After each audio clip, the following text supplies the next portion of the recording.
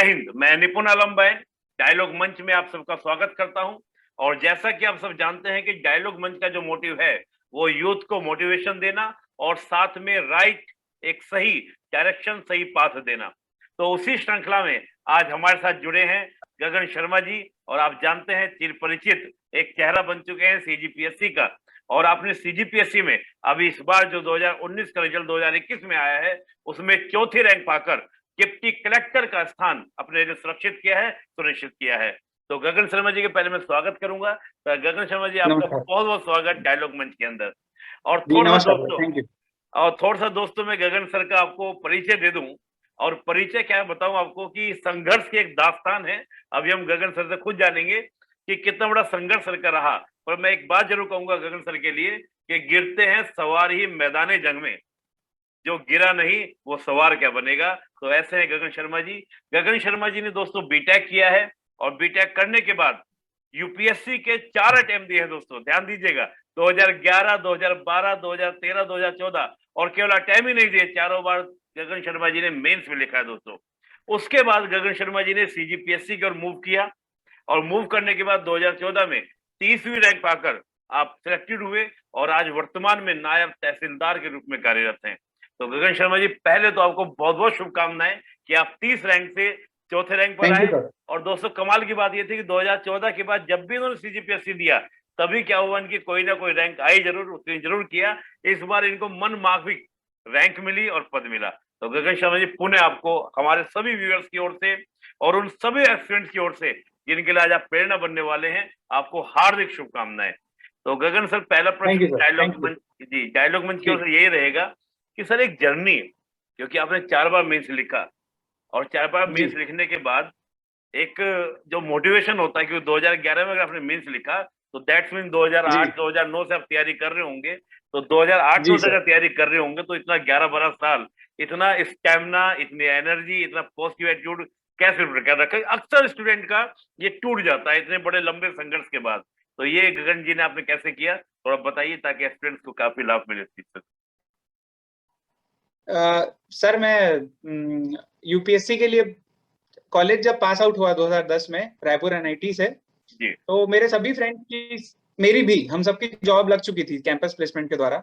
जी और मेरा इंटरेस्ट लेकिन कॉर्पोरेट लाइफ की तरफ या बड़ी सिटीज की तरफ जाने जी। का बिल्कुल नहीं था। मैं एक्चुअली बड़ी सिटीज से थोड़ा डरता हूँ मैं, मतलब ओके। दिल्ली, बॉम्बे या, हाँ, बड़ी सिटीज। मैं थोड़ा छोटे टाउन से हूँ और हमारा जो ग्रामीण परिवेश है वो मेरे को ज्यादा सुकून देने वाला और ज्यादा अट्रैक्ट करता है।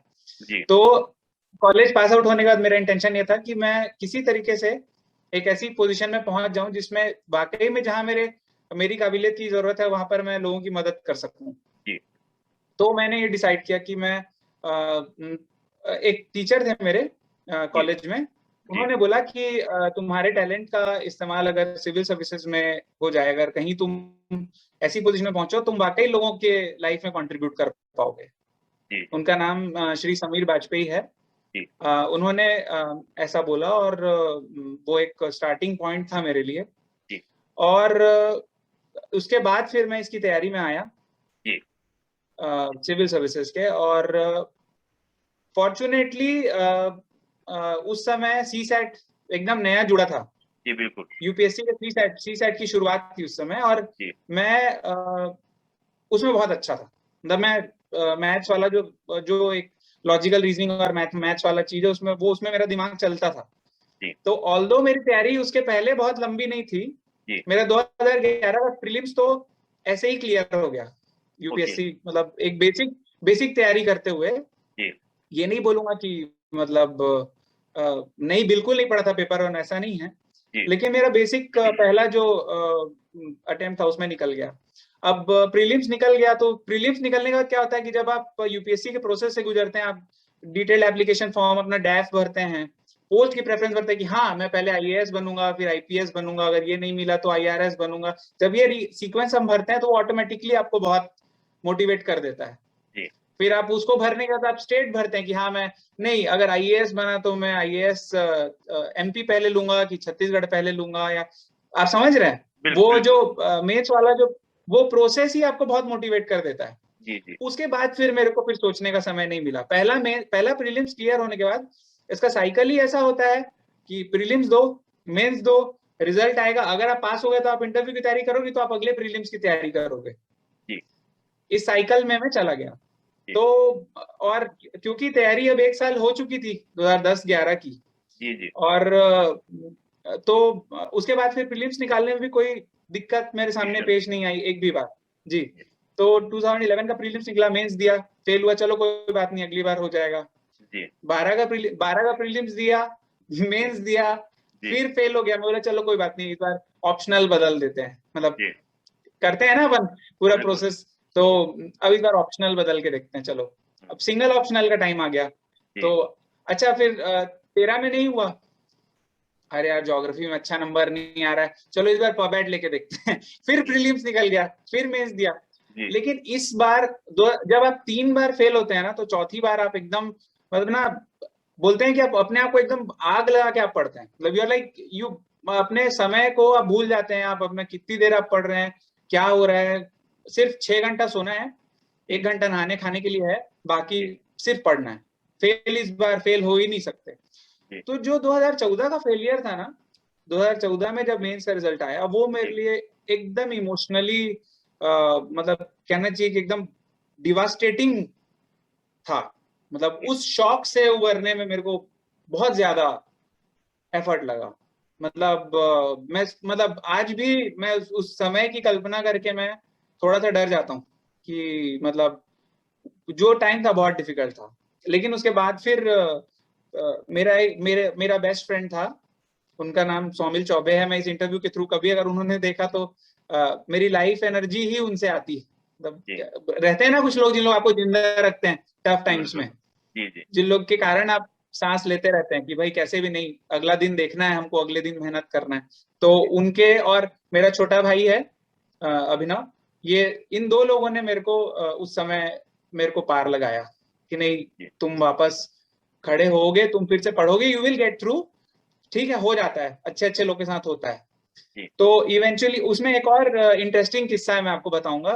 जी 2014 फेलियर के बाद जी अ, पापा का एक कहना था कि भाई तुम कुछ तो करो, डू समथिंग। तो मैंने गुस्से में एसएससी सीजीएल का फॉर्म भर दिया। मैं बोला कि चलो ठीक है, मैं कुछ जी तो होना ही है ना, मैं ये करके। तो उसमें मेरा पहली बार में सेंट्रल एक्साइज इंस्पेक्टर क्लियर हो गया। ओके तो जब मैं सेंट्रल एक्साइज इंस्पेक्टर का इंटरव्यू के लिए जब मैं गया, तो वहाँ एक पैनलिस्ट थे, जी वो उन्होंने भी ऐसे ही मेरी पूरी स्टोरी सुनी। मतलब उनको बहुत मेरी प्रोफाइल पढ़ के और इससे उनको काफी इंटरेस्ट आया। तो उन्होंने बोला, बेटा तुम शेर हो, तुम यहाँ घास खाने कैसे आ गए? बोले शेर तो मर जाता है लेकिन घास नहीं खाता। तो जी वो मेरे लिए बहुत बड़ा स्टेटमेंट था। वो खुद ही आईएएस ऑफिसर थे, जी और जब उन्होंने ऐसा बोला, जी तो फिर से एक बार, मतलब कहना मन चाहिए कि जो मैं धीरे धीरे खड़ा हो रहा था, मैं और जल्दी फिर से खड़ा हुआ। जी और फिर मेरे भाई ने सीजीपीएससी के मेंस के कुछ क्वेश्चन पेपर्स मेरे को दिखाए। जी ये 2014 साल की बात है। जी उसने दिखाया, बोला कि भैया देखो, ये यहाँ का मेंस का पेपर है, आप इसको एक बार बिना पढ़े आप इसको आप अटेम्प्ट करके देखो। जी ठीक है, तो बिना कुछ भी पढ़े मैंने एक बार ऐसे ही बैठ के 2-3 घंटे लगा के एक पेपर अटेम्प्ट करके देखा, जी मेंस का। जी तो काफी अच्छी फीलिंग हुई उसको देख के। मेरे को जी लगा कि हाँ यार, यहाँ कंफर्ट हो जोन है सकता है।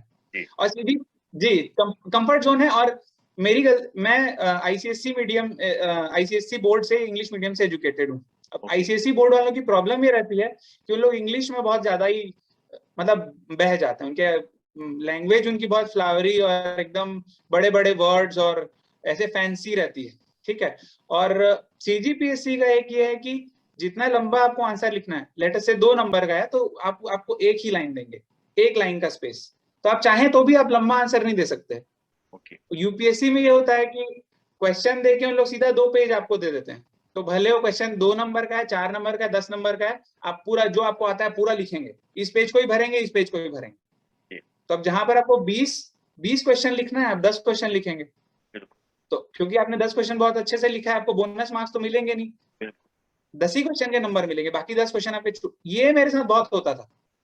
जी सीजी में वो ऑप्शन ही नहीं था। सीजी में एक लाइन लिखा, स्पेस खत्म, अगला क्वेश्चन अटेम्प्ट करना ही है, तो ऑटोमेटिक टाइम मैनेजमेंट हो जाता था। तो इस कारण मेरा पहला रिजल्ट सीजीपीएससी में सक्सेसफुल आया।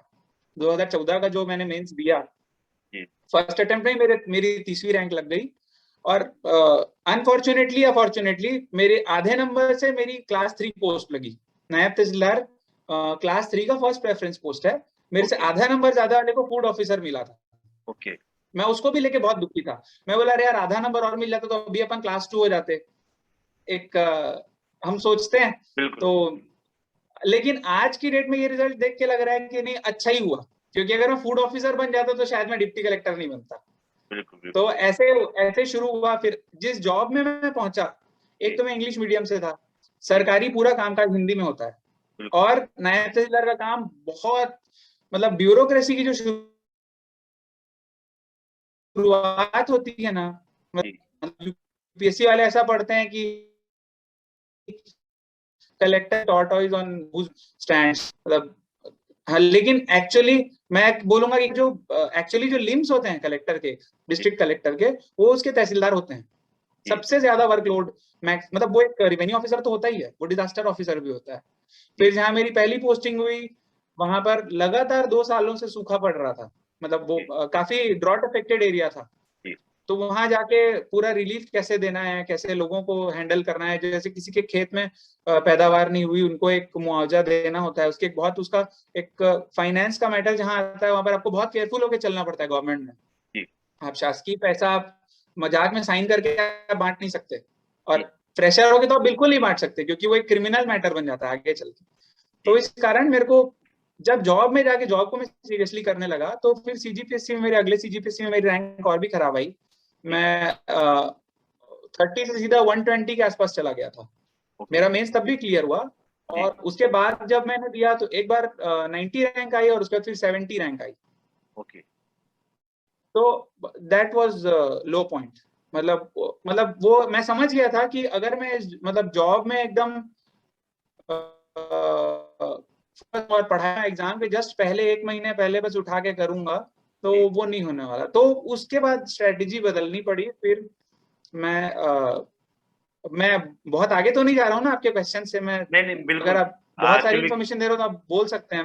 नहीं एक्चुअली गगन सर क्या ना कि इतना अच्छी बातें आपने बताई, जैसे आपने यूपीएससी के मेंस के बारे में बताया कि वहां पर आप क्वेश्चंस को डील नहीं कर पाएंगे। आपने जैसे मतलब 20 क्वेश्चन लिखने थे तो 10 में लिख पाया, यानी कि जो एक स्ट्रेटजी होती है मेंस की वो मेंटेन नहीं कर पाए। लेकिन सीजीपीएससी में आप समझे, और फिर भी आपका संघर्ष जारी रहा कि आपको 30 रैंक मिल गई, फिर रैंक बहुत कम आई, फिर बहुत कम, और संघर्ष के बाद 4थी रैंक आई।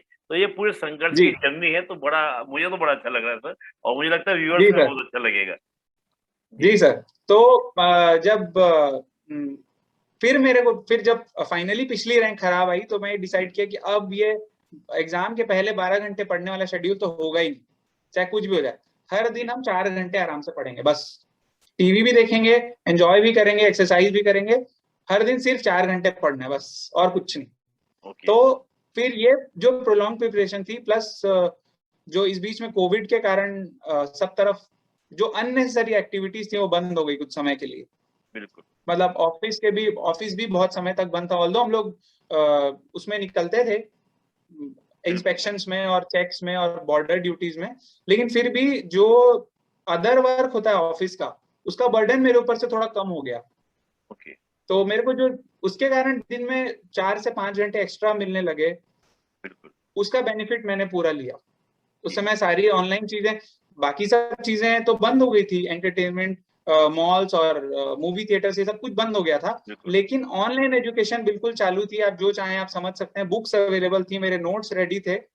तो हर दिन कुछ एक्स्ट्रा समय मेरे को मिलने लगा, और उसका फायदा ले करके मैं हर दिन अपने रूटीन स्टडी में काफी बेटर होता गया, वो जो प्रिपरेशन वाला पार्ट था।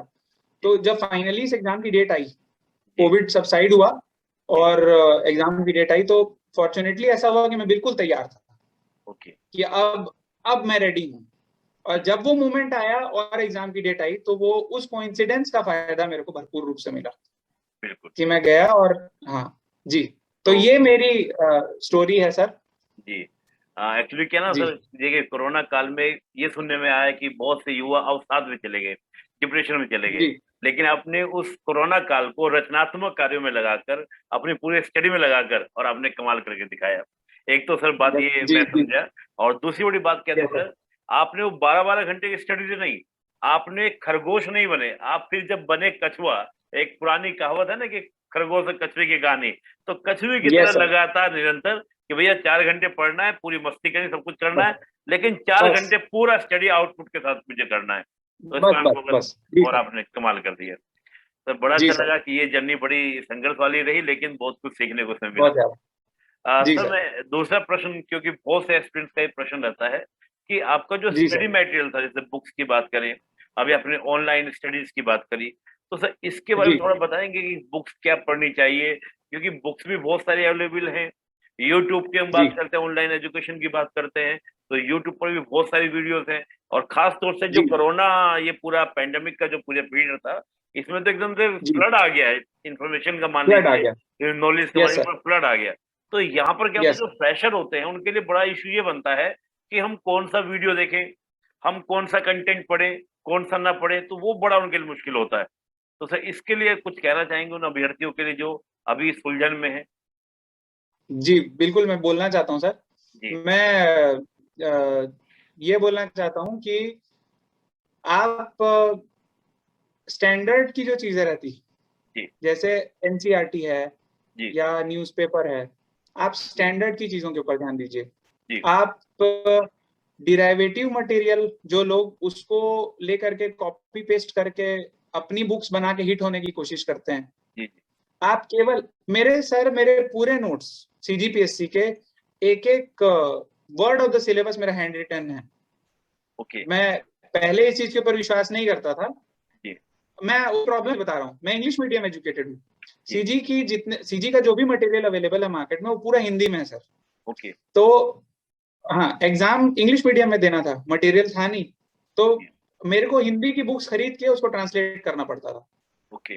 मतलब मैं उसको, तो इस कारण इससे ये बेनिफिट मेरे को हुआ, एक मेरी राइटिंग स्पीड थोड़ी सी बेटर हुई। जी। दूसरा मेरे पूरे नोट्स लिखते मेरे को पता रहता था कौन सी चीज कहाँ पर है। ओके। हर टॉपिक मेरा हैंड रिटन होता था, और लिखते लिखते यहाँ भी थोड़ा थोड़ा छपता जाता था। बिल्कुल। ये इसका सीक्वेंस है, ये ये इसका सीक्वेंस है, ये यहाँ पर ये लगा हुआ है, ऐसे करके। तो जी जी। उसका बेनिफिट मिला। मैं सभी को ये सजेस्ट करूंगा, हर चीज हाथ से नहीं लिख सकते, लेकिन आप जो मैक्सिमम जो इम्पोर्टेंट है, हर टॉपिक जी के बारे में 3 से 4 शब्द तो आप अपने हाथ से लिख ही सकते हैं एक जी पेज में। जी। जो आप भूल रहे हैं बार बार, आप अगर कल आप प्रेसिडेंट की पावर्स के बारे में पढ़ना शुरू कर रहे हैं, जी तो आप फिर से वो मतलब उसके पहले पावर से लेकर के आखिरी पावर तक मत लिखिए। आप जी उसके पार्डनिंग पावर अगर आपको याद नहीं आ रही, कि कोई पर्टिकुलर वर्ड है जो आपको समझ नहीं आ रहा है, आप उसको लिखिए ताकि आप उसको हर रोज रिवाइज कर सकें, उसका अपना खुद का एक्सप्लेनेशन बनाइए। सीजी के केस में या हमारे इसमें, मैं इंग्लिश मीडियम को, हमारे फर्स्ट पेपर जो है वो लैंग्वेज पेपर होता है। जी। उसमें 100 नंबर जो होते हैं वो हिंदी के होते हैं, ओके। हिंदी लैंग्वेज के। अब जी उसमें डिफिकल्ट पर्यायवाची शब्द, अनेक शब्दों के लिए एक शब्द, तद्भव तत्सम शब्द, ये आप ये सोच भी नहीं सकते सर कि मेरे लिए वो मतलब क्या है वो मेरे लिए वो बिल्कुल। ट्रायल बाय फायर है वो।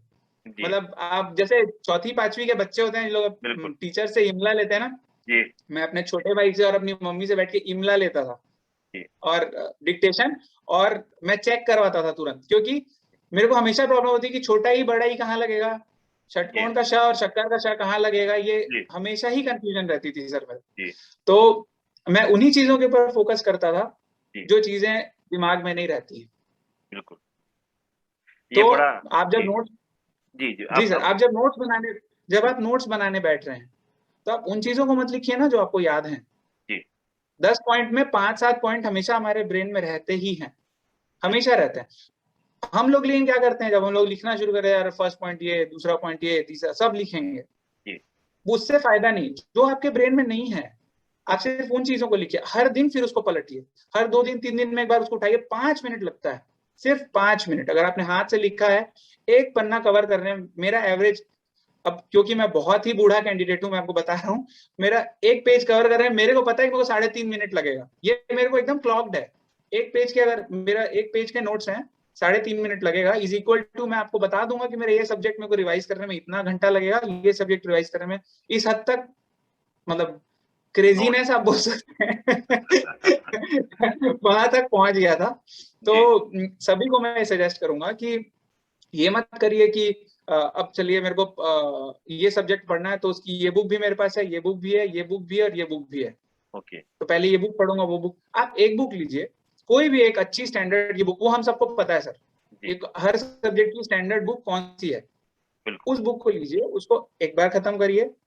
जो उसमें अब हाईलाइट करने वाले हमारे, जो मेरे कई महान फ्रेंड्स हैं, हाईलाइटनर पकड़ते हैं और बुक पकड़ते हैं और किए जा रहे हैं हाईलाइट, ये भी हाईलाइट, ये भी हाईलाइट। अब जब आपने पूरा पेज हाईलाइट कर दिए तो क्या उसमें इंपॉर्टेंट क्या है फिर? बिल्कुल, फिर आप पलटोगे तो फिर पूरा वो गोल्डन कलर में दिखता रहेगा, फिर पूरा पढ़ो उसको फिर से, वो रंग बिरंगी तो किताब उसमें बन जाती है, रंग हाँ पूरे बिरंगी रंग, हाँ बस, तो हाँ, उससे फायदा क्या हुआ? बिल्कुल आपको उस पेज में, उसको पेज को पढ़ो एक बार आंख बंद करो और सोचो कि हाँ, ये अपने दिमाग में उसको डीकंस्ट्रक्ट करो और फिर से सोचो कि हाँ, मेरे को उसमें क्या फैक्ट याद नहीं आ रहा है, जो याद नहीं आ रहा है आप उसको हाईलाइट कर दो। जी, हाँ भाई, ये है, ये पॉइंट मेरे को याद नहीं रहेगा, तो बिल्कुल ये, और जब आप उसको पलटो तो आप सिर्फ उस चीज को पढ़ो, बाकी चीजें आपको याद है। जब आप लॉन्ग रिवीजन करेंगे तो आप पढ़ेंगे ही फिर से, बिल्कुल एग्जाम के पहले आप उसी चीज को पढ़ो जो याद नहीं रहेगा। जी, और ये एक इंपॉर्टेंट चीज हुई सर, आपने यूट्यूब वीडियोस के बारे में पूछा, जी, तो यूट्यूब वीडियोस में सर मेरा एक सिंपल मापदंड है, जी, आप टॉपिक का नाम डालिए, ओके, आपके सामने सीक्वेंस ऑफ वीडियोस आएंगी, एक दो वीडियोस में क्लियरली समझ आएगा कि इसमें 400,000 व्यूज, 500,000 व्यूज, अच्छे व्यूज उसी वीडियो को मिलते हैं जैसे जिसमें जो ऑथर होता है, जो उसका कंपोजर होता है, उसने सच बोला होता है, ओके, जो सही, वो तुरंत समझ में आ जाता है। आप इसको किसी भी मैटर में टाइप कर, अगर आपको इवन अगर आपको पनीर टिक्का की रेसिपी भी ढूंढनी है यूट्यूब में ना, जी, तो आप सर्च करेंगे तो आपको समझ में आ जाएगा कि सबसे अच्छी वीडियो कौन सी है, क्योंकि जो वीडियो सबसे अच्छी होगी ना उसको सबसे ज्यादा हिट्स मिले होंगे। बिल्कुल, ठीक है, ये थोड़ा सिंपल हो रहा है, लेकिन आपको समझ में आएगा अरे इन 3 वीडियो में से किसी एक वीडियो में मेरा आंसर छुपा हुआ है। ओके, वैसे शॉर्टलिस्ट कर लीजिए, उसमें से वीडियोस को देख लीजिए और जो आपको समझ में आ रहा है आप उसको एक तुरंत ही साथ नोट डाउन करते हुए चलिए। ये मेरा यूट्यूब से मेरा क्योंकि हमारा एक सब्जेक्ट फिलोसफी और एक सोशियोलॉजी भी होता है मेंस में, बिल्कुल, सीजीपीएससी मेंस में, बिल्कुल, और मेरा बैकग्राउंड इन सब्जेक्ट्स में बिल्कुल नहीं था, आज भी नहीं है, लेकिन जब एग्जाम होने वाला था तो इसकी पूरी थ्रू एंड थ्रू प्रिपरेशन मैंने यूट्यूब से की है। कोई टीचर नहीं और कोई मतलब एक्सप्लेन करने वाला नहीं, और क्योंकि मैं इंजीनियरिंग बैकग्राउंड से था तो मेरा तो और डब्बा गुल था मेरा इन बिल्कुल, बिल्कुल, इन सब्जेक्ट्स में। हाँ, तो फिलॉसफी, सोशियोलॉजी तो काफ़ी टफ हो जाता है।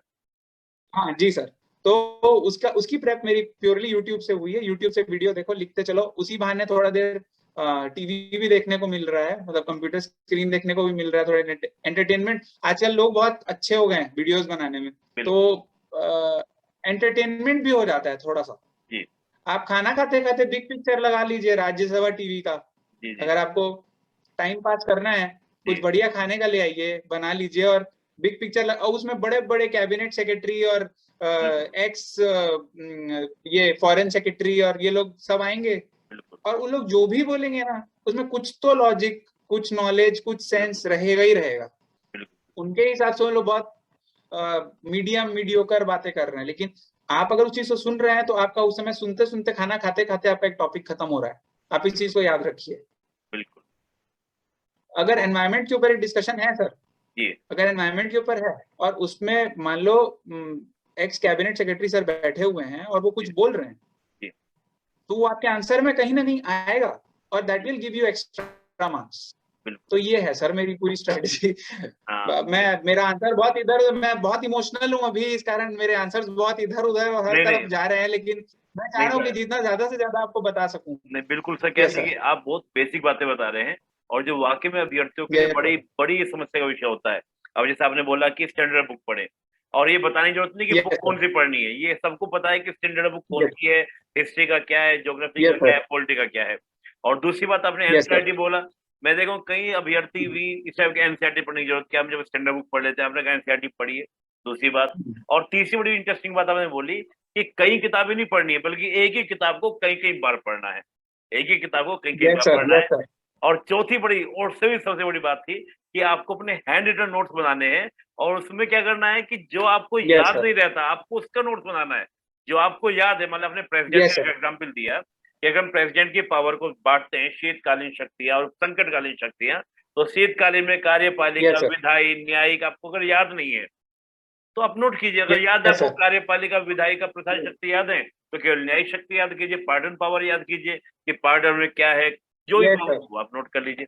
तो बड़ा सुंदर सर, क्योंकि 5 बातें। और यूट्यूब के लिए आपने बोला कि जिस पर व्यूज अच्छे हैं, और सबसे बड़ी बात हमने राज्यसभा चैनल की बात की, ये वाकई में बड़ा अच्छा शानदार चैनल है। कई बार जी सर, स्टूडेंट इसको अवॉइड करता है कि थोड़ा सा लगता है कि बहुत बोझिल सा लगता है, इंटरेस्टिंग नहीं लगता है, क्योंकि बाकी जो प्राइवेट चैनल होते हैं वो थोड़ा सा जोर शोर से बात करेंगे, आंखों देखी चमक रही है, मिर्च मसाला, हाँ सनसनी, ये वो, यस, तो उसमें यस सर, इंटरेस्ट आता है। लेकिन राज्यसभा वाकई में जब कैबिनेट सेक्रेटरी बैठे हुए बात कर रहे हैं, तो वही जो बातें किसी योजना पे बात कर रहे हैं, किसी चीज पे बात कर रहे हैं, अगर उसी पॉइंट को, उनकी बात को, क्योंकि वो तपे हुए लोग हैं, वो अपने क्षेत्र में, यस अपने सर, कार्य में उस योजना से एक तो पढ़ा ही नहीं, उन तो रूबरू उस योजना को झेला है, देखा है, यस उसमें सर, काम किया है, तो वो प्रैक्टिकल यस बातें सर, बोलते हैं। उसको आप आंसर में लिखे जी हो, सर, डेफिनेटली आपको मेंस में अच्छे मार्क्स आएंगे। तो बड़ा शानदार यस सर सर, आपने बोला, और ये वाकई में यस अभ्यर्थियों सर, के लिए बड़ा लाभकारी होगा। जी थैंक गगन सर, यू एक सर, बात और मेरा मन कर रहा है, क्योंकि आपने इतनी सी बातें बोली, और मेरा मन कर रहा है कि कुछ मैं आपसे पूछ ही लूं कि कोई प्रश्न दिखा करके आपने कैसे इस प्रश्न को टैकल किया, ताकि एक अभ्यर्थी को जी, एक एग्जाम्पल सेट हो कि हाँ भाई, इस प्रश्न को ऐसे टैकल करना था। तो सर मैंने एक पीपीटी भी जी, बनाई थी आपके लिए कि मैं सर को दिखाऊंगा, और उस पर मैं थोड़ा सा डिस्कशन करूंगा। सर एक ये क्वेश्चन जी हमारे सर, पास में है। यस सर, अ, जी सर, एक मिनट, ये सर, ये मैंने कुछ क्वेश्चन निकाला था, सीपीजी जो सीजीपीएससी मेंस का हमारा क्वेश्चन हुआ था, उसके मैंने कुछ ये 2-3 क्वेश्चन सर निकाले थे। इसमें जैसे मैं एक क्वेश्चन की तरह में बात करता हूँ कि यहाँ पर हमारे सामने जो क्वेश्चन ये सर आपके सामने दिख भी रहा होगा आपको। जी, छत्तीसगढ़ में गंगा प्रवाह क्रम की प्रमुख नदियों का उल्लेख कीजिए। तो सर जैसे ये जी सर, प्रश्न हमारा आया, तो जी, जैसे एक अभ्यर्थी का था कि सर क्या मैप दिखाकर इस प्रश्न को हम टैकल करें, अगर मैप दिखाकर हम इसको दिखाते हैं तो क्या ज्यादा अच्छे मार्क्स हमको मिलेंगे। ये 4 मार्क्स का 60 वर्ड में सही क्वेश्चन आपका आया था सर। और 60 क्वेश्चन मैंने यस एक सर, मैप भी निकाला, जैसे आपके सर सोन रिवर है, तो सोन रिवर की जैसे हम लोग बात करते हैं, एक ये आपका सहायक रिवर हो जाती है, ये सहायक रिवर हो यस जाती सर, है।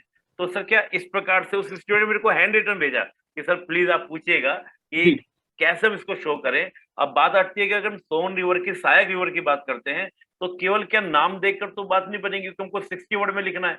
तो 60 वर्ड में हम यस सर, इस प्रश्न को कैसे टैकल करेंगे सर, थोड़ा सा सर इसको बता देंगे। मैं जी जी, जी, मैं बिल्कुल आपको बता इनफैक्ट सर मैं आपको ऐसे बताऊंगा कि वो जी सभी के लिए, सिर्फ 4 नंबर के लिए नहीं, सबके लिए पूरे रेंज ऑफ मार्क्स के लिए हेल्पफुल होगा। सर सबसे पहला चीज, अगर आप किसी भी स्टेट पीसीएस की तैयारी कर रहे हैं या इवन जी यूपीएससी की तैयारी कर रहे हैं, जी जी जो आपका मेजर आप यूपीएससी की कर रहे हैं, इंडिया आपका टॉपिक है, आप पूरे जी भारत के तरह से सोचेंगे, आप सीजीपीएससी के लिए पढ़ रहे हैं, आप छत्तीसगढ़ के लिए सोचेंगे, जी जी तो ये तो आपका बेसिक आपकी रिस्पॉन्सिबिलिटी है कि जी आप आंख बंद करके छत्तीसगढ़ का आउटलाइन मैप खींच लें। जी इतनी प्रैक्टिस आपको करनी पड़ेगी। Okay sir.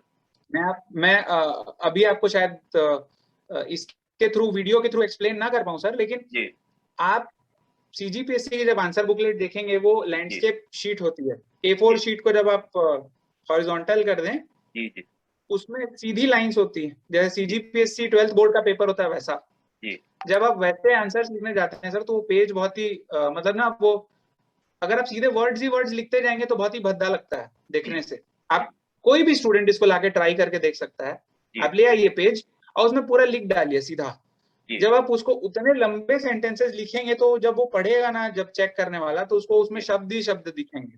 जी आप ये बताइए सर, जब हम जी बचपन में जब हम पढ़ते हैं, तो बच्चे कॉमिक्स की तरफ अट्रैक्ट किए होते हैं, जी जी क्योंकि उसमें वो बहुत ऐसे अपने आप आंखें, ये उसके बाद ये डायलॉग, उसके बाद ये, अपन उसको एक स्टोरी की तरह अपन अपने आप आंख एक पिक्चर से दूसरे पिक्चर, दूसरी पिक्चर से तीसरे, ऐसे जब जी आपके सामने एक हॉरिजॉन्टल शीट है, जी तो आपको उसको खुद ही उसको सेगमेंट्स में बांटना पड़ेगा। जी आप सीधा एंड टू एंड लिख नहीं सकते। जी आपने 60 वर्ड्स का जो क्वेश्चन पूछा, वो मेरे सामने, ये मेरे ख्याल से 2017 मेंस का क्वेश्चन है। जी आप उसमें पूरा छत्तीसगढ़ का मैप मत बनाइए। जी। छत्तीसगढ़ को जो एक बेसिक शेप है, ऊपर का शेप आप बना दीजिए, जी। ठीक है। गंगा से कौन कौन सी नदियां जुड़ रही है उसको आप ऐसे एकदम ऐसे ऐसे ऐसे करके नहीं बना सकते, सीधी सीधी लाइन से जोड़ दीजिए। जी। उसमें अगर आप नाम नहीं लिख सकते तो 1 2 3 4 लिख दीजिए, और उसको the following rivers are the main tributaries of Ganga that originate from Chhattisgarh, ऐसा हेडिंग दे दीजिए 1 2 3 4। ये बहुत इंपॉर्टेंट है सर। जी। जी बहुत इंपॉर्टेंट है सर कि अगर आपका आंसर 5 वर्ड्स में खत्म हो रहा है जी। तो आप छठवां वर्ड मत लिखिए। ओके। 60 वर्ड अपर लिमिट है, जी। 60 वर्ड्स अपर लिमिट है। जी। अब अगर आप जहां पर 5 शब्दों की आवश्यकता है, अगर आप जी। वहां छठवां शब्द लिख रहे हैं या और 2 लाइनें लिख रहे हैं, तो जी। आप अल्टीमेटली आप अपने बड़े मार्क्स के क्वेश्चन का, जो 16 नंबर का क्वेश्चन है या 20 नंबर का क्वेश्चन है, उससे आप समय खा रहे हैं, कंज्यूम कर रहे हैं। जी। तो जब आप वहां पहुंचेंगे आप ऑलरेडी समय के शॉर्टेज में रहेंगे। जी। ठीक है सर। जी। जी। तो आप जब वहां पहुंचे तो आपके पास समय का शॉर्टेज नहीं होना चाहिए, आपके पास जी। भरपूर समय होना चाहिए, क्योंकि वहीं से आपको मार्क्स मिलेंगे। बिल्कुल बिल्कुल। ये 4 नंबर के क्वेश्चन में आप एक छत्तीसगढ़ के टॉप हाफ का एक मैंने जैसे बनाया था, जी। टॉप हाफ बना दीजिए जी। और उससे रिवर्स को सीधी सीधी लाइनों से गंगा का एक मेन स्ट्रीम से जोड़ दीजिए, जी। 1 2 3 4 दे दीजिए, और उन्हीं को 1 2 3 गोपद, बनास, रिहन, कनार, और उसके बारे में अगर आपके पास समय है, वो गंगा ड्रेनेज के बारे में पूछ रहे हैं। जी। 4 नंबर का क्वेश्चन जी। आपके पास उसके लिए एकदम फिक्स समय है। जी। और आप यदि उसमें एक्स्ट्रा टाइम लगाएंगे एक्स्ट्रा, तो वो 4 में आपको 10 नंबर नहीं देगा, जी। वो आपको 2 या 3, जो भी जी। जी। एग्जामिनर जो भी चेक कर रहे होंगे आपका पेपर, वो आपको 2 ही, बहुत में 2.5 3 नंबर मिल जाएगा आपको। जी। लेकिन उस 3 नंबर को पाने के लिए अगर आप अपने 10 नंबर, 8 नंबर, 20 नंबर के क्वेश्चन से टाइम कंज्यूम कर लेंगे, जी। जब आप वहां पहुंचेंगे और आप हड़बड़ी में रहेंगे जहां आपको एक्चुअली बड़ा डायग्राम बनाने की जरूरत है। जी। जैसे सर आखिरी क्वेश्चन इस बार पेपर 5 का बहुत डिस्टिंक्टली मेरे को याद है, सीजीपीएससी का था, कि छत्तीसगढ़ में जो औद्योगिक क्षेत्र हैं उनके जी। बारे में आप लिखिए। बिल्कुल बिल्कुल। अब अब बच्चे ये गलती करते हैं, जनरली मैं भी कर चुका हूँ। मैं अब कोई संत मसीहा बनने का यहाँ पर, मैं जो सीखा हूँ जो पाया हूँ वो बता रहा हूँ सर। जी बिल्कुल। तो उस क्वेश्चन में अगर मैं ये लिखने के लिए जाता कि डिस्ट्रिक्ट वाइज मैं नाम लिख दूं, बिलासपुर में ये जोन्स हैं, रायपुर में ये जोन्स हैं, जी। और अंबिकापुर, सरगुजा डिस्ट्रिक्ट में ये जोन्स हैं, या बस्तर डिस्ट्रिक्ट, ऐसे लिखता जाता, तो मैं उस पेज को बेशक मैं भर देता। जी। लेकिन अगर आप मेरा पेपर चेक कर रहे होते जी। और आपके सामने हजारों कॉपीज के बीच में एक कॉपी आती जिसमें वही सब कुछ लिखा हुआ रहता, तो जी। क्या आप उसको इंटरेस्ट से पढ़ते? बिल्कुल। आप नहीं पढ़ते, आप हाँ ये लिखा है, हाँ ये लिखा है, हाँ ये लिखा है, हाँ चलो ठीक है, इसको 20 में से 8 दे दो। जी। ठीक है सर। जी। मैं उसमें जो हॉरिजॉन्टल शीट थी, मैंने अपने दिमाग में उसको तुरंत उसको 4 सेगमेंट में बांट दिया।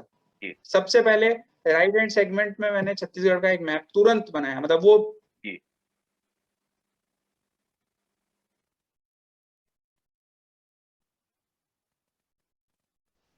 हाँ।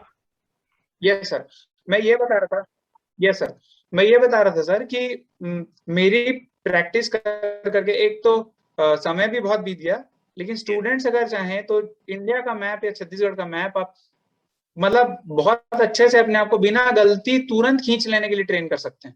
जी। जी। छत्तीसगढ़ पीएससी में तो गलती करने का स्कोप बस ये था, जी। अपने आंसर को अच्छा दिखाने के लिए। जी। छत्तीसगढ़ का आउटलाइन मैप बहुत अच्छे से प्रैक्टिस किया।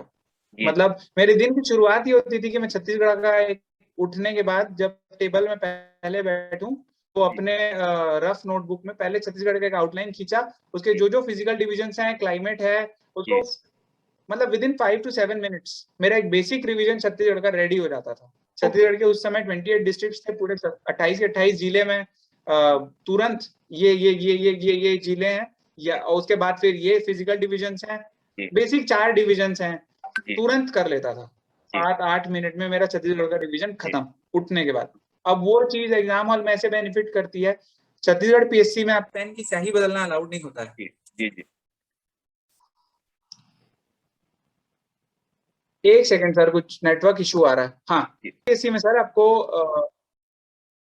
जी। जी जी बोल सर, बोल। छत्तीसगढ़ पीएससी में आप केवल एक ही कलर की पेन से आप शुरू कर सकते हैं, आप पेंसिल यूज नहीं कर सकते छत्तीसगढ़ पीएससी में। जी जी तो गलती करने का कोई स्कोप ही नहीं होता सर। बिल्कुल। हाँ, तो अब हम पेन से डायग्राम खींचना, मतलब जी अगर आप प्रैक्टिस नहीं है तो एग्जाम हॉल का जो टेंशन और नर्वसनेस ऐसी होती है कि जी आप अगर ऐसे चले गए जी तो आप उसको या तो काटेंगे या जी फिर वो गया, फिर वो बिल्कुल पेपर ही गया। एक डायग्राम गलत हुआ अगर, तो जी आप वहीं से आपका पूरा बिगड़ जाएगा। तो आप वो गलती आप अफोर्ड नहीं कर सकते, तो जी इसके लिए बहुत प्रैक्टिस की। जी जब बड़ा आंसर मेरे सामने आया जो मेरे को अच्छे से आता था, जी उस शीट को मैंने 4 हिस्सों में बांटा, ओके प्रॉपर 4 सेगमेंट्स में, कॉमिक बुक के जैसे। जी मैंने एक तरफ डायग्राम बनाया, इस वाले बॉक्स में मैंने, इस वाले जो सेगमेंट था उसमें मैंने एक बॉक्स बनाया जी जिसमें मैं उसकी स्पेशल पॉइंट्स को मेंशन कर सकूं जो मेरे को एकदम एग्जामिनर को पढ़ाना ही पढ़ाना है। जी जी और फिर जो ये 2 स्पेसेस मेरे पास बचे थे सर, जी उसमें मैंने बेसिक इंफॉर्मेशन जो जनरली अपन लिखते हैं वो लिखा। ओके मैं ऐसा समझता हूँ क्योंकि इस बार मेरे मार्क्स ठीक आए हैं, जी ये पैटर्न ठीक होगा। जी मतलब इस पूरे उसके थ्रू मैं ये मैसेज स्टूडेंट्स को देना चाहता हूँ, जी आप खुद अपने, जब आप राइटिंग प्रैक्टिस कर रहे हैं आप लिख के देखिए जी और उसको किसी थर्ड पर्सन को पढ़वाइए, जी और ऐसे आदमी को पढ़वाइए जो आपका ऑनेस्ट क्रिटिक हो, जो आपको, जैसे मेरा छोटा भाई ही वो हिदायतुल्ला नेशनल लॉ कॉलेज में पढ़ रहा है जी भी, और वो यूनिवर्सिटी टॉपर है। ओके तो वो मेरा एकदम कहना चाहिए खतरनाक टाइप से क्रिटिक है मेरा वो एकदम। मतलब अगर कुछ भी गलत हो, अरे भैया नहीं, दिस इज नॉट नाइस, ये अच्छा नहीं लग रहा है, या आप यहाँ पर क्यों आपने एक्स्ट्रा लिखा है, जबरदस्ती, इसकी कोई जरूरत नहीं है, ऐसे। तो उससे मैं लिखने के बाद पढ़वाता था। जी तब उसको हम लोग, मतलब छोटू देख तो इसको, मतलब एक बार ये इसमें ऐसा है और इसको ऐसा लिखने की कोशिश मैं कर रहा हूँ। तो क्योंकि वो खुद अपने एरिया में वो टॉपर है, इसलिए उसको पता था कि कैसा लिखने से जो चेक करता है उसको कैसे नंबर देगा वो। जी मैं इस मामले में बहुत पुअर था, और ये मेरे ख्याल से एक मेजर कारण है मैं यूपीएससी में सिलेक्ट नहीं हो पाया। क्योंकि जब आप बहुत इंफॉर्मेशन से अपने एक लॉ है कि जी good money, bad money drives out good money, वैसे ही ना, जो एक्स्ट्रा नॉलेज आप भरते जाएंगे ना अपने दिमाग में, तो जो फालतू का ज्ञान है ना वो अच्छे ज्ञान को अपने दिमाग से निकाल देता है। बिल्कुल बिल्कुल आप एक्स्ट्रा इंफॉर्मेशन अगर आप अपने अंदर भर रहे हैं तो आप एग्जाम हॉल में वो एक्स्ट्रा इंफॉर्मेशन दिखाने की कोशिश तो जरूर करेंगे, जी जी उससे उनको कोई मतलब नहीं है। जी उनको पॉलिटिकल एंगल से और आपके फैंसी वर्ड्स से, इनसे उसको कोई मतलब नहीं है। जो चेक कर रहा है, जो पेपर ले रहा है, that is a government examination. उन लोग एक स्टेबल दिमाग का आदमी चाहते हैं जो सही सही चीजों को कम शब्दों में, लिमिटेड स्पेस में अच्छे से बता सके। That is the challenge of entire, मतलब जो ये गवर्नमेंट के एग्जाम्स होते हैं उनका यही चैलेंज है। जी 3 घंटे में आपको एक रेंज ऑफ क्वेश्चन से बॉम्बार्ड किया जाएगा। जी ये और वो हर चीज के बारे में रहेगा, वो ज्योग्राफी के बारे में रहेगा, वो पॉलिटी के बारे में रहेगा, सोशियोलॉजी भी रहेगा, उसमें गवर्नमेंट की स्कीम्स भी रहेंगी, इकोनॉमिक डेटा भी रहेगा, सब कुछ रहेगा। तो जी उसको कितने कूल दिमाग से आप हैंडल करके हर क्वेश्चन को एक इंडिविजुअल चैलेंज बना के उसके बारे में 4 अच्छे वर्ड्स लिख के आप निकलते चले जाएं, निकलते चले जाएं, निकलते चले जाएं, और आखिरी में उस 3 घंटे में अच्छा पेपर कंप्लीट करके देके आते हैं। That is the challenge. जी ये, तो इसके लिए केवल प्रैक्टिस आपको हेल्प कर सकती है सर।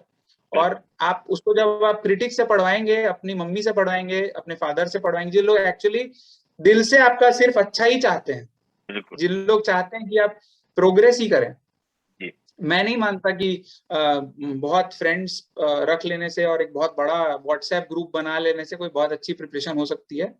आजकल की डेट में मतलब हर आदमी अपनी सक्सेस के लिए इंडिविजुअली रिस्पॉन्सिबल है। आपके लिए इस पूरी दुनिया में कुछ ही लोग हैं जिन लोग निस्वार्थ रूप से आपको प्यार कर सकते हैं, आपको, आपके बारे में अच्छा सोच सकते हैं। जब आप टूट जाएंगे तो आपको फिर से बना सकते हैं। वो आपके जी पेरेंट्स हैं, आपके सिबलिंग्स हैं, अगर आपके क्लोजेस्ट फ्रेंड्स हैं। कुछ लोगों के जैसे, इवन अगर रियल लाइफ गर्लफ्रेंड्स या बॉयफ्रेंड्स हैं, मैं उसके भी अगेंस्ट नहीं हूँ, जी लेकिन सच्चा होना चाहिए। बिल्कुल और उसी सपोर्ट ग्रुप के ऊपर आप डिपेंड करिए, ओवर शो के ऊपर डिपेंड मत करिए। आप जी जबरदस्ती ज्ञान दिखाने के लिए लोग फॉरेन ये फोरम्स ज्वाइन कर लेते हैं ऑनलाइन, और अपने आंसर्स, आप सेल्फ इवैल्यूएशन करिए, आप लिखिए और लिख के खुद पढ़िए, दिखाइए। उन लोग बताएंगे कि भाई आप यहाँ पर ये जो आपने लिखा है ये अननेसेसरी है या अच्छा नहीं लग रहा है। जी तो जब आप सेल्फ इवैल्यूएशन हर दिन करेंगे ना, आपकी गलतियां धीरे धीरे कम होने लगेंगी। जी। 1 महीने में आप जमीन और आसमान का चेंज आप फील करेंगे अगर आप 1 महीने ये चीज करके देखें। एक क्वेश्चन आप लो, आंसर लिखो, चेक कराओ, जी। टीचर से कराइए, पेरेंट से कराइए, सिबलिंग से कराइए, आपकी सुविधा के ऊपर है। जी। तो हाँ। ये था सर, ऐसे पीट पीट के ऐसे कहते हैं ना, मतलब मैं सच में यही मेरी प्रॉब्लम थी, अपनी बात को एक्सप्रेस बहुत सारा पढ़ लेना, यूपीएससी के मेंस में अचानक पहुंच जाना, और फिर वहां पर सोचते रहना कि मैं ये लिखूं कि ये लिखूं, और ये मेरे को इतना पता है तो ये भी यहाँ पर थोड़ा सा स्पेस बना के लिख दूं क्या, टाइम मैनेजमेंट नहीं कर पाना। जी। तब के फेल हो के मैं यही रियलाइज किया कि आखिरी में वो 3 घंटे जो आप एग्जाम हॉल में बैठते हैं जी। वो ही मैटर करता है बस, और कुछ मैटर नहीं करता। बिल्कुल। तो आपने यही सब मेरी स्टोरी है सर। बड़ा अच्छा आपने बताया कि एक वो कहावत कही जी जाती है ना कि एक मटका है, दिमाग एक मटके की तरह है, गांव में बोलते हैं घड़ा मटका। तो इस मटके में अगर आप चने यस सर। भरेंगे, मुरमुरे भरेंगे, मूंगफली भरेंगे, तो बादाम और काजू की जगह नहीं रहेगी उस मटके में।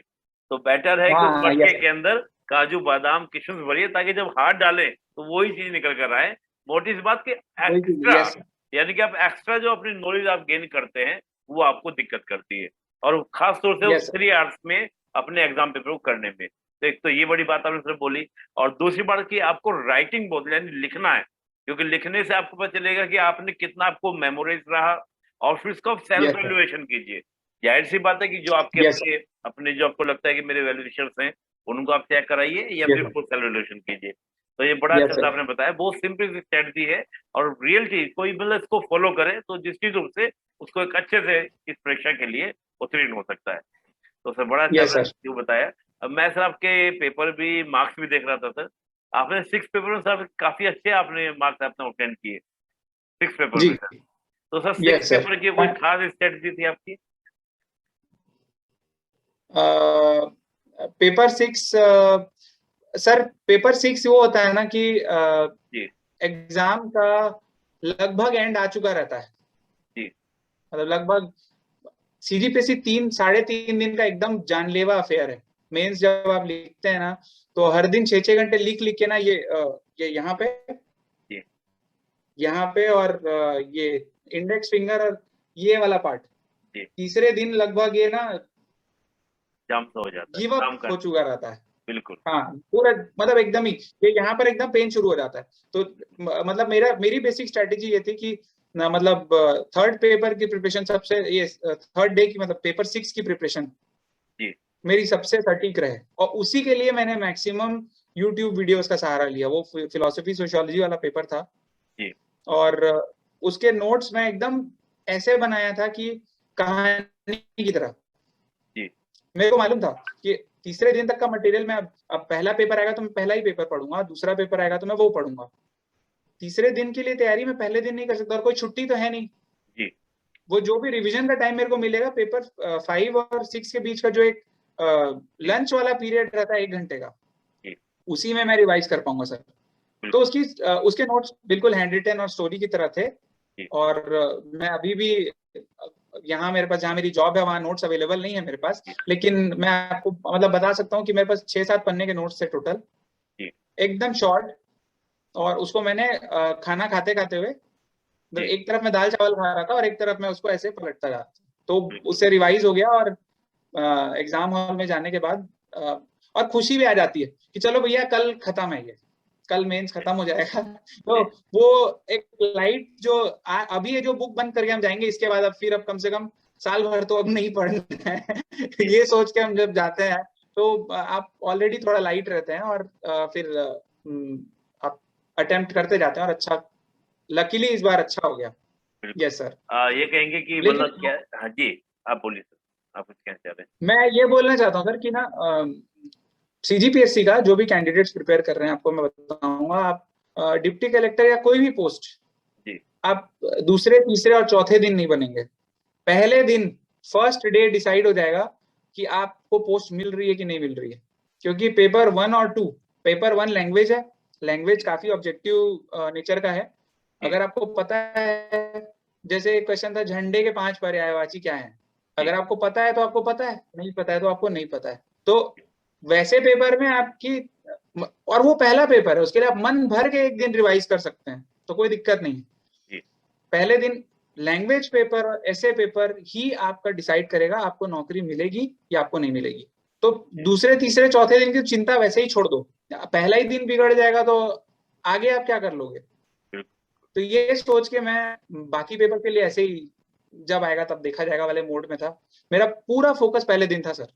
ओके। और उसका रिजल्ट मेरे को ये भी मिला कि दोनों पेपर में क्लोज टू 140 मार्क्स मेरे आए, पेपर 1 में भी और पेपर 2 में भी।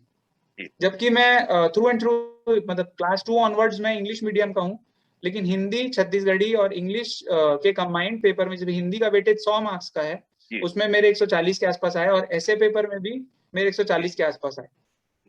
Yes sir. तो ये हुआ, और उसके बाद पेपर 6 था, तो मैं आपको बता, मतलब शॉर्ट एंड स्वीट नोट्स, 6 पन्ने के नोट्स और रिवीजन, यही था सर बस, और कुछ नहीं। बिल्कुल, आपके फर्स्ट पेपर कोई में स्पेशल काफी अच्छे मार्क्स आए सर, 139 सेकंड पेपर में, ऐसे वाले जी पेपर में आपके, और फर्स्ट पेपर 137.5। यस सर, ऐसे पेपर। यस सर, बिल्कुल बिल्कुल। तो सर सिंपल सा ये है कि फर्स्ट पेपर आपका डिसाइड एकदम से, यानी कि फर्स्ट पेपर आपका अच्छे तैयार होता है, तो बाद के पेपर बिल्कुल जी, क्योंकि अगर फर्स्ट डे हमारा खराब हो जाता है तो फिर प्रेशर आ जाता है, प्रेशर आ जाता है। बिल्कुल सही बात है। तो आपको स्टार्टिंग से यानी कि लैंग्वेज पेपर पे बहुत फोकस करना चाहिए। बहुत अच्छा से आपने बताया, और यही अभ्यर्थियों को ध्यान रखने वाली बात है। सर एक प्रश्न और, क्योंकि मैं कई बार देखता हूँ कि जब मेंस का फॉर्म स्टूडेंट भरता है तो वो प्रेफरेंस को लेकर बड़ा कंफ्यूज रहता है कि मैं कौन सा पहले भरूं। डिप्टी कलेक्टर तो सभी की फर्स्ट पसंद होती है, लेकिन उसके बाद अब आप तो ऑलरेडी नायब तहसीलदार हैं, तो आपने इस जॉब को देखा भी, और आपने स्टार्ट में बताया भी कि नायब तहसीलदार ब्यूरोक्रेसी का एकदम स्टार्टिंग पॉइंट है, सारा बर्डन तहसीलदार और नायब तहसीलदार के ऊपर रहता है। तो ये तो अभ्यर्थी को समझ में आ गया होगा कि जो ब्यूरोक्रेसी का स्टार्टिंग पॉइंट है वो सबसे ज्यादा दबाव में रहता है। तो आपका सर क्या एक रहा, जैसे आपने प्रेफरेंस भरी होगी, तो डिप्टी कलेक्टर तो पहले रही होगी, उसके बाद आपने क्या प्रेफरेंस अपनी डाली थी? प्रेफरेंस के बारे में बोलूं सर, जब मेरा पहली बार सिलेक्शन हुआ तो अनफॉर्चुनेटली 30th रैंक लगी, तो डीएसपी था नहीं तो उस बार मेरी रैंक के हिसाब से मेरे को डीएसपी मिल जाता। ओके। नायब तहसीलदार में आने के बाद जो रैंक खराब हुई, तो प्रेफरेंस मेरी हमेशा ही रहती थी कि deputy collector first preference obviously. उसका जो भी क्लास 2 उपलब्ध है, उसमें क्लास 2 जॉब्स जो होती हैं, मतलब स्टेट सर्विसेज की, उसका एक क्रम लोगों के प्रेफरेंस के अनुसार डिसाइडेड रहता है। Food officer, commercial taxes officer, district excise officer, ये क्लास 2 की सभी पोस्ट लगभग बराबर हैं, और उनमें वर्कलोड भी एक ऐसा होता है क्योंकि आप एक जिले को चला रहे हैं उस पर्टिकुलर सब्जेक्ट में, चाहे आप एक्साइज के लिए चला रहे हैं या फूड के लिए चला रहे हैं, या आप उस सर्कल की कमर्शियल टैक्सेस जो अब जीएसटी बन गया उसके लिए कर रहे हैं, वर्कलोड भी एक जैसा रहेगा और जो सुविधाएं हैं वो भी एक जैसी रहेंगी। उसमें थोड़ा एक फर्क आ जाता है डीएसपी में, क्योंकि हाँ जी, हेलो जी सर। तो डीएसपी में ये होता है कि डीएसपी का एक नेचर ही क्योंकि यूनिफॉर्म सर्विस है, उसका प्रेशर ही अलग है। आपको मेन सिलेक्शन करना है कि क्या आप डीएसपी को बाकी क्लास टूल्स के ऊपर रखना चाहते हैं कि नहीं रखना चाहते हैं।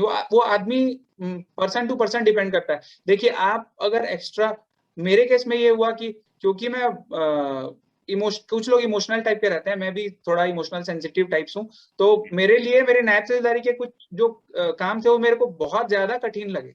जैसे नायब तहसीलदार को एक अगर अनजान शव मिले तो शव का वो करना होता है, पंचनामा तैयार करना होता है।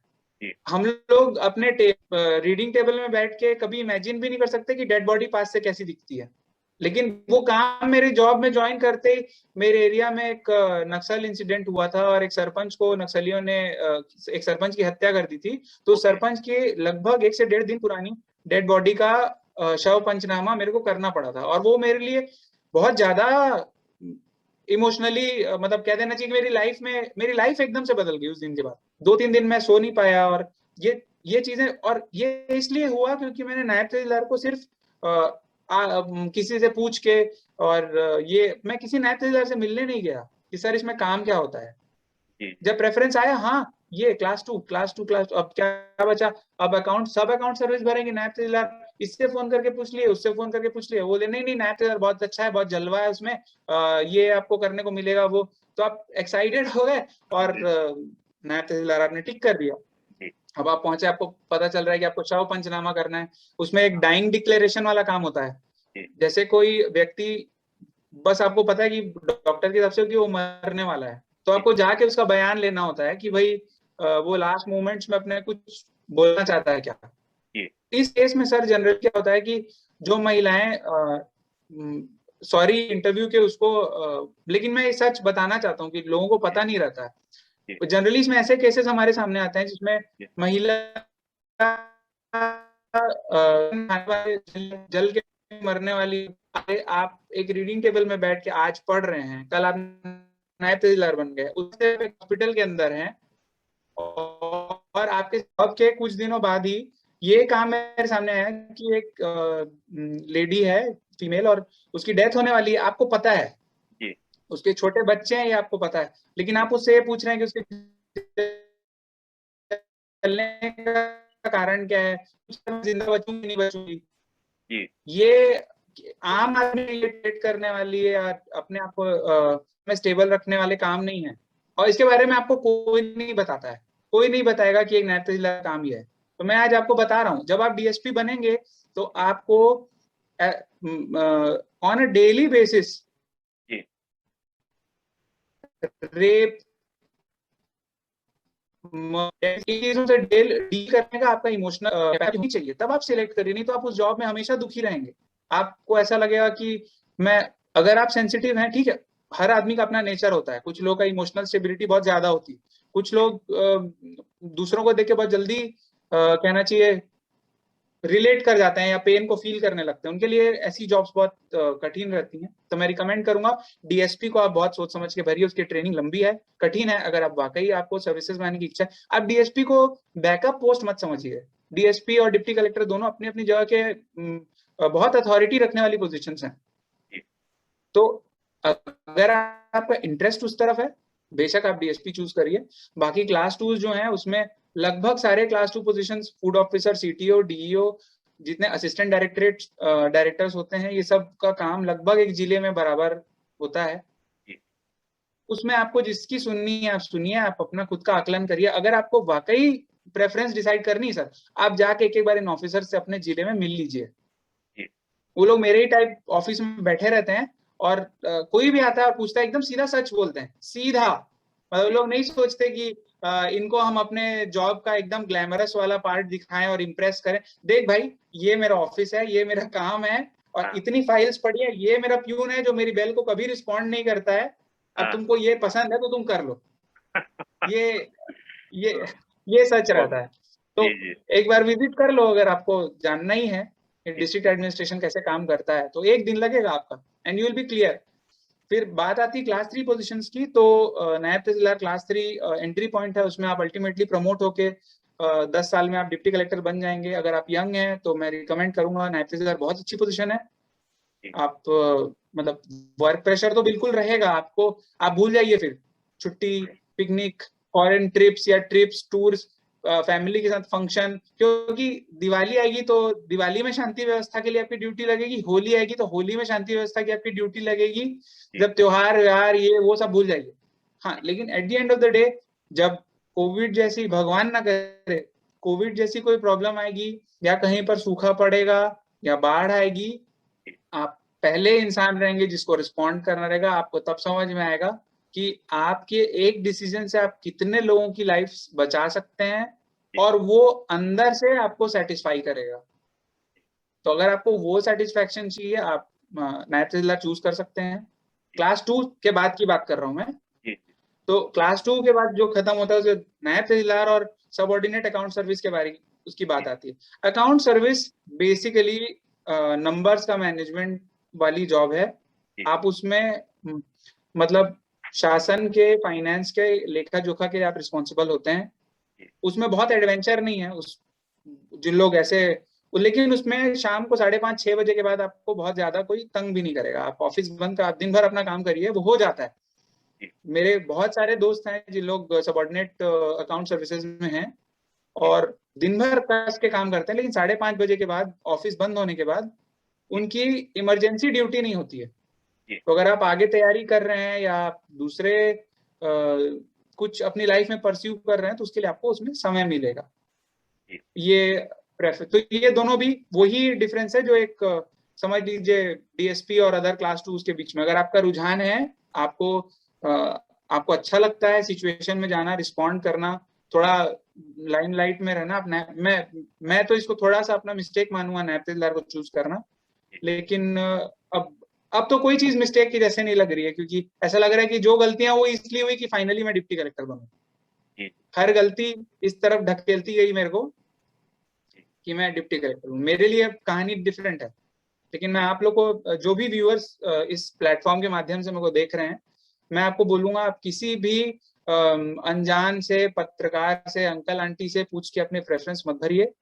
एक दिन मेहनत करिए, अपनी स्कूटी उठाइए, जिला कार्यालय अपने जिले के चले जाइए और हर अधिकारी से जाके, सर मैं तैयारी कर रहा हूँ, ये मैं अभी मेरा इंटरव्यू कॉल आया है और आप प्लीज बताइए कि आपका क्या काम है सर, मैं सिलेक्ट करना चाहूँ। वो आदमी एकदम, कुछ लोग तो रोने लग जाएंगे, इमोशनल होके कि चलो फाइनली कोई कोई पूछने तो आया कि जी बिल्कुल। ये इस नौकरी में एक्चुअली है क्या।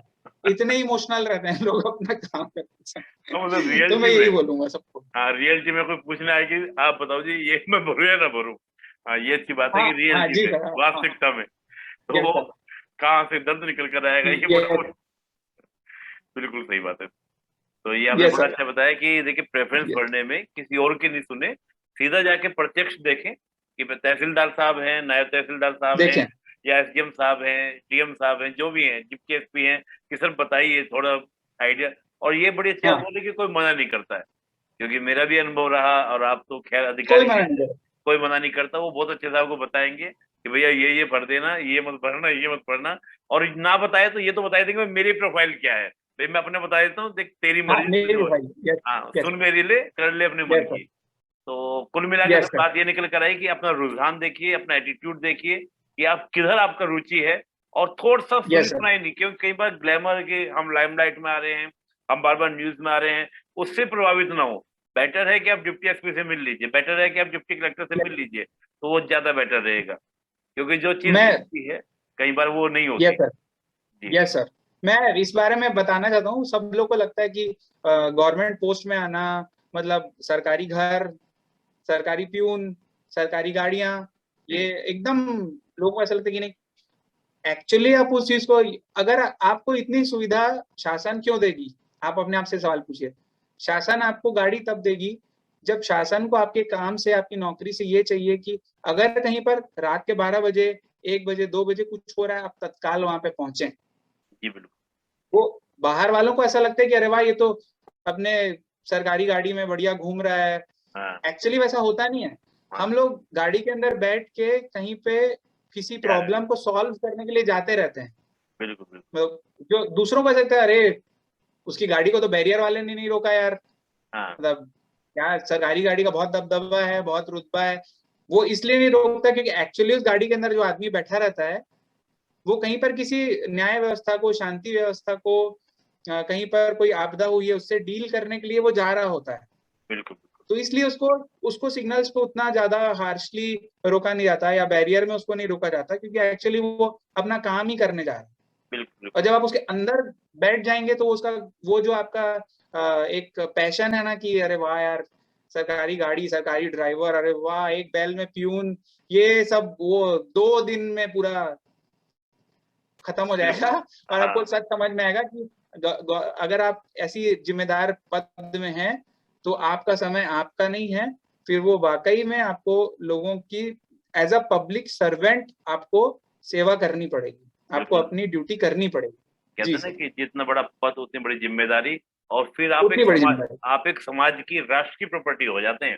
फिर आप एक हाँ अपनी जी, प्राइवेट प्रॉपर्टी भूल जाइए, परिवार भूल सबकी जाइए। तरफ है, फिर आपको समाज के लिए आपको समर्पित होना होगा 24 घंटे। जी और सही बात है कि जी प्रशासन शासन आपको जो व्यवसाय दे रहा है, तो वो इसीलिए दे रहा है, क्योंकि कई बार वीआईपी मूवमेंट होता है तो लोग कहते हैं, पैनिक होते हैं कि यार वीआईपी मूवमेंट के लिए गाड़ियां रोक दी गई हैं पीएम की। जी लेकिन पीएम जी की सर, जिम्मेदारी अगर पता चलेगी, उनकी रिस्पॉन्सिबिलिटी कितनी है, उनको एक एक मिनट जी को कैलकुलेट होता है उनका पूरा, कि यहाँ पर बोलना जी है फिर वहां पर बोलना है, तो दैट इज अ जोक।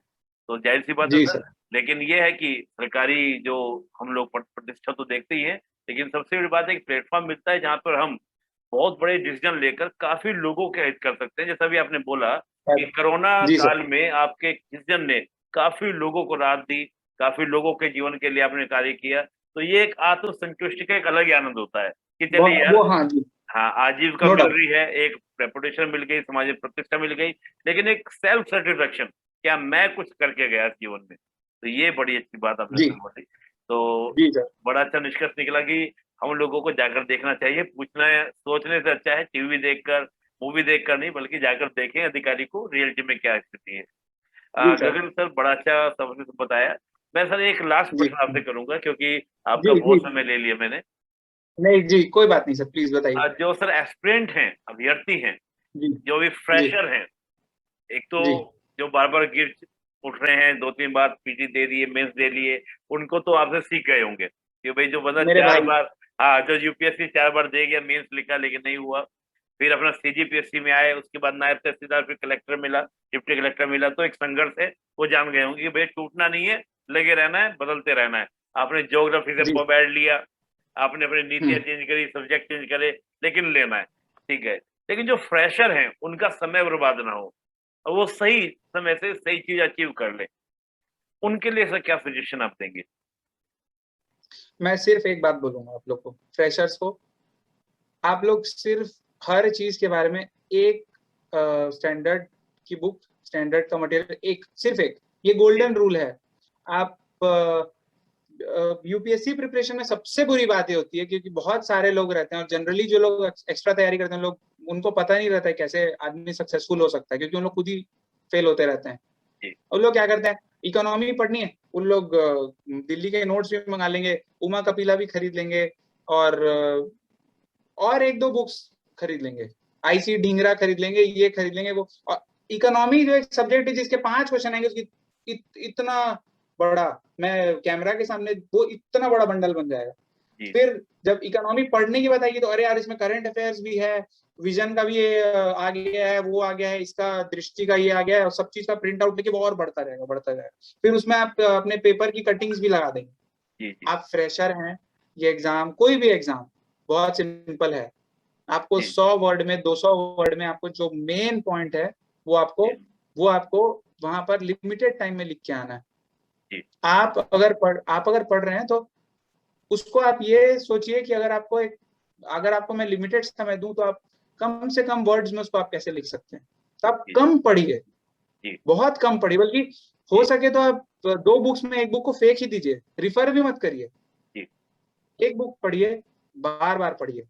जी अगर आप पॉलिटी में लक्ष्मीकांत पढ़, मेरी लक्ष्मीकांत अगर आप देखेंगे तो अब वो टूटने लगी है, मतलब उसके जो पेजेस बिल्कुल बिल्कुल। पेजेस जो होते हैं ना, पलट पलट के और लिख लिख के और पेंसिल से वो करके वो, खुलने अब लगी है, हाँ, खुलने लगी वो है, टूट रही है। उसकी जो हाँ। बाइंडिंग है वो हाँ, खुलने लगी है। बिल्कुल। बाइंडिंग तो कब खुल गई थी पता नहीं सर। अच्छे अच्छे। उसके पेजेस इंडिविजुअली टूट रहे हैं। तो मैं यही बोलूंगा कि एक बुक, अब उसमें लोग बोलते हैं नहीं यार, डीडी बासु भी ले लो यार, डीडी बासु की लैंग्वेज एकदम कॉन्स्टिट्यूशनल है। तो हम्म, अरे उसको आप 100 वर्ड्स में आपको लिखना है, आप उसमें 4 फैंसी वर्ड्स लिखेंगे, उसको चेक करने वाले को उससे कोई मतलब नहीं।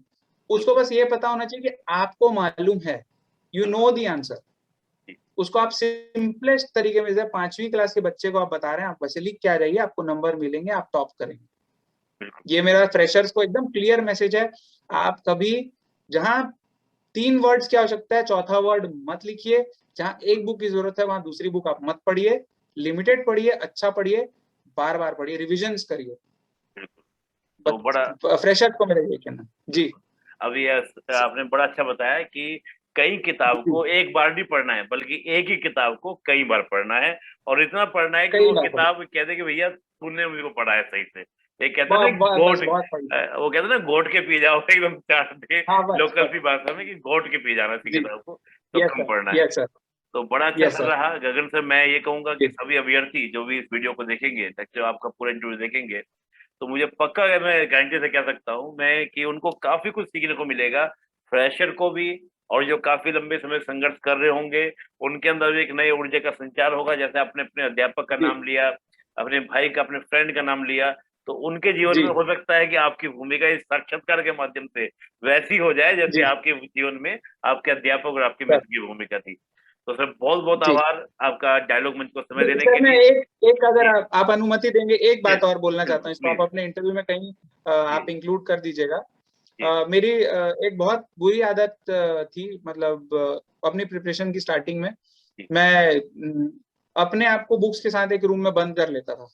जी आइसोलेटिंग किसी हो से जाते नहीं, जी आइसोलेट हो जाता था। थे। किसी से नहीं मिलना है, कोई बात नहीं करनी, मेरा खाना दरवाजे तक रहेगा, मैं ले लूंगा, खा के वापस कर दूंगा, और जिसके पास टिफिन, जब टिफिन आता है तो टिफिन खा लूंगा और टिफिन वापस लटका दूंगा बस। और मेरा किसी से कोई इंटरेक्शन नहीं होगा, जी जी कोई फिजिकल एक्टिविटी नहीं होगी। अब उसमें क्या होता है सर कि आप इस चीज को 1 महीना कर सकते हैं, 2 महीना कर सकते हैं, बिल्कुल तीसरे महीने आपके ये एकदम प्रूवन है कि आपकी बॉडी में उसके नेगेटिव प्रभाव राइट आपको देखने को मिलेंगे। बिल्कुल आपके लोअर बैक में आपका कंसंट्रेशन लेवल घुमाने में आपको प्रॉब्लम होगी, कभी लोअर बैक में आपके दर्द होगा। मैं आपको ये बोलना चाहता हूँ, और ये मैं सच में प्लीज बोल रहा हूँ, दिन में एक समय आप फिक्स करिए जिसमें आप सारी बुक्स को बंद करिए, एकदम जस्ट गेट आउट, आप बाहर निकलिए और कम से कम आधे घंटे कुछ तो भी अच्छा लगता है, योगा आता है वो योगा करिए, आपको जो कुछ भी फिजिकल, आप फुल 100% नियम बनाइए इस चीज को। मैं आपको ये बताना चाहता हूँ सर कि इस मेंस के दौरान मैं अपने लिए, अच्छा सर, ये क्या रिकॉर्डिंग नहीं हो रही थी क्या इस बीच? नहीं हो रही थी अब। बोलिए बोलिए। जी जी सर। तो जी तो ये इस बार सीजीपीएससी 2019 मेंस के समय जी, अपने लिए मैं टारगेट बनाया था कि हर दिन आधे घंटे की रनिंग करूंगा। ओके आधे घंटे की रनिंग करने से मेरे को ये फायदा होता था कि जब मैं रनिंग करने जाता था तो एकदम फ्रेश थॉट्स का सर्कुलेशन दिमाग में होता था। इसी बहाने मेरे को आधे घंटे, क्योंकि मैं गाने सुनते रहता था, जी इसलिए गाने सुनने से और रनिंग करने से मेरा दिमाग एकदम फ्रेश रहता था। जी जब मैं वापस टेबल में आता था तो जो दिन भर की पढ़ाई, उससे ज्यादा पढ़ाई मेरे वापस आने के बाद के 2 घंटे में हो जाती थी। जी तो ये मैं सभी, चाहे वो फ्रेशर हो, चाहे वो सीनियर कैंडिडेट्स हो, चाहे वो जी जो भी हो, चाहे वो चालू कर रहा हो, प्लीज एक रूटीन बनाइए जिसमें आप हर दिन अपने इसमें आधा घंटा आप निकालेंगे, कम से कम आधा घंटा। जी 1 घंटा करें तो और भी अच्छा है। बिल्कुल आप बुक्स को बंद करेंगे and get out of the room, उस सफोकेशन से, प्रेशर से, सब चीज से बाहर निकलिए, बिल्कुल आराम से वॉक करिए, फ्रेश एयर लीजिए और थोड़ा अपने आप को रिलैक्स करिए। जब उस समय आप जाएंगे, आप, मैं आपको ये लिख के दे रहा हूँ, उस आधे घंटे में आप, जब आप रनिंग करेंगे, आप वॉकिंग करेंगे, आपके दिमाग में सिर्फ अच्छे थॉट्स आएंगे, बिल्कुल खराब थॉट्स नहीं आएंगे, डिप्रेसिंग थॉट्स, अच्छे थॉट्स आएंगे आपके दिमाग में। नई स्ट्रेटेजी, अरे नहीं यार, ये टॉपिक ना, इसको मैं अगर इतनी देर दूंगा तो ये खत्म हो जाएगा, बिल्कुल वो सोच के जब आप आएंगे वापस टेबल में, तो वापस आपके नई ऊर्जा के साथ जब आप पढ़ेंगे तो और जल्दी आपको खत्म रिजल्ट देगा होगा। रिजल्ट देगा। जी जी और सर। एक वो पुरानी कहावत कहा जाता है ना, हेल्थ इज वेल्थ, यानी कि योग, हेल्थ इज, हाँ, पहला सुख यस, निरोगी काया। पहला मतलब पहले हाँ बॉडी जी, फिट होगी तो ये भी अच्छे से काम करेगा और आप अच्छे से काम बिल्कुल, करेंगे। तो ये बड़ा जी, अच्छा आपने बताया कि जैसे युवाओं को ये आइसोलेशन तो बिल्कुल नहीं था। समाज ने क्या कहा है नहीं, ना, एक थिंकर ने, स्कॉलर ने कहा है कि जो मनुष्य है वो एक सामाजिक प्राणी है, एक सोशल एनिमल है। जी, तो समाज से जुड़ के रहना, अलग कटना नहीं है। तो बड़ा अच्छा कटना नहीं, बिल्कुल आपने बहुत अच्छा से जी, बताया। और मैं निश्चित रूप से कह जी, सकता हूँ कि ये सभी अभ्यर्थियों के लिए बड़ा लाभकारी रहेगा। तो डायलॉग मंच जी की ओर सर, से आपका बहुत बहुत आभार कि आपने समय निकाला। सर, और थैंक यू, हम आपके उज्जवल थैंक यू सो भविष्य मच, की कामना करते हैं, डायलॉग मंच की ओर से भी और सभी अभ्यर्थी की ओर से, कि आप और जी, अच्छे अच्छे मुकाम को लें। तो बहुत बहुत आभार सर आपका। जी, thank you sir, thank you.